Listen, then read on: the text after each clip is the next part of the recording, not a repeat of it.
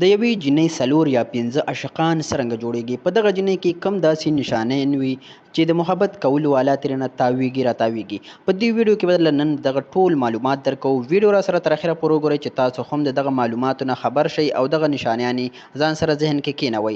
محبت یو فطري جذبه ده. د څو جینکیانو یو شخصیت وي یا د خبرو یو ښایسته انداز لري او ډېره ښکلې رویه اختیاروي او په دغه کارونو نور خلک بې اختیاره سره دې طرف ته راځي او متوجه کیږي. دغه کارونه اتفاقا وي یا څه خاص علامات لري. اولنی کار په دغه جینۍ کې دا وي چې هغه په خپل ځان باندې اعتماد لري او دغه شخصیت د نورو په زړونو کې ځان له ځای پیدا کوي. که دغه جینۍ چېرته په محفل کې غلې ناسته وي یا خبرې کوي، د دې وقار او اعتماد نور خلک دې ته متوجه کوي. داسې جینۍ د دروغو نه پاکه وي او یو خاص وي او د خلکو زړونه وګټي او خلک داسې رویه صفا او د محبت علامات یې ګڼي. کومه جینۍ چې د نورو خلکو په خبرو کې دلچسپي اخلي او د هغوی خبرې په توجه سره اوري، دغه جینۍ ډېر زر د خلکو په زړونو کې ځان له ځای پیدا کوي. خندا، خوشحالي او یو د ښه سوچ والا جینۍ خواوشا ماحول ځان سره ښایسته کوي او دغه کارونه د ټولو نه غټ راز وي. کومه جینۍ چې خپل ځان د کمزوریانو او